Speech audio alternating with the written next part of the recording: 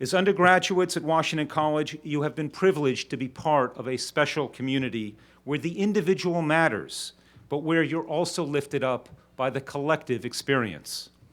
Here, you found a true sense of camaraderie among friends and classmates. Here, through the alchemy of an exceptional liberal arts education, you have cast differences into strengths. You have spun apathy into compassion. You have turned self-doubt into confidence.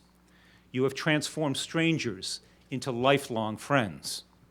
You've enjoyed some amazing together moments, welcoming our college mascot, Gus, being the first to use the renovated Miller Library, collaborating in a stellar production of The Tragedy of King Lear, cheering as the men's lacrosse team beat Salisbury to win the war on the shore.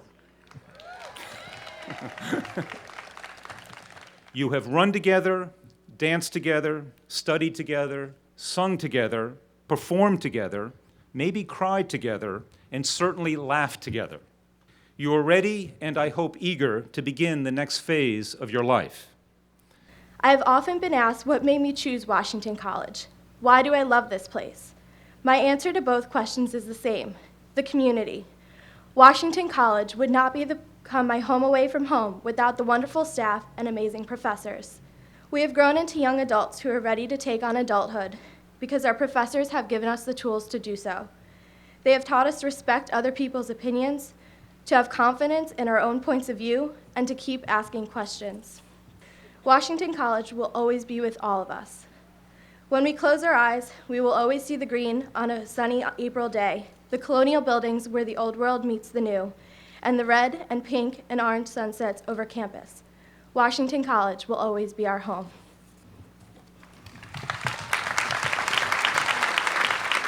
Throughout his career, Ed Rendell has remained grounded in the moral imperative to take a stand, whether popular or not.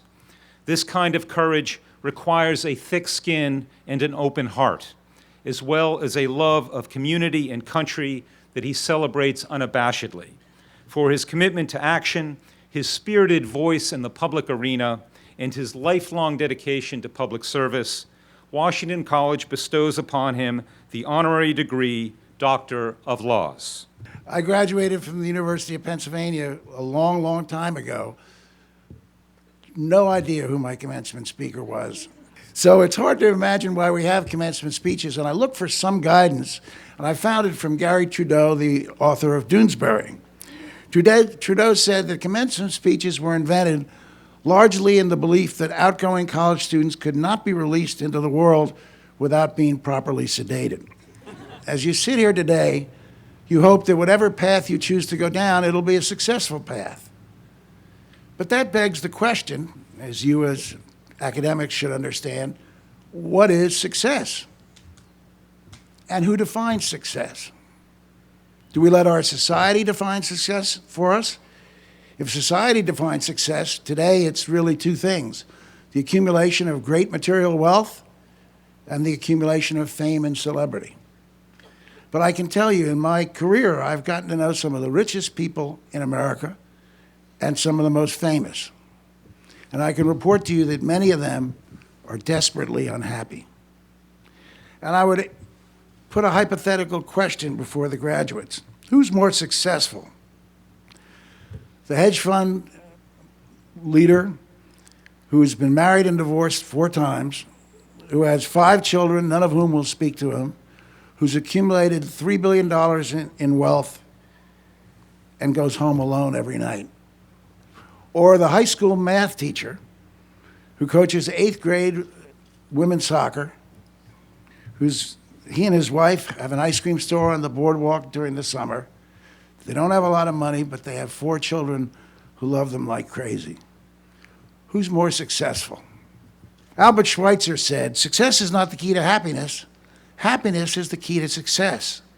If you love what you're doing, you'll be successful every single day." The next piece of advice I'd give you is to go for it.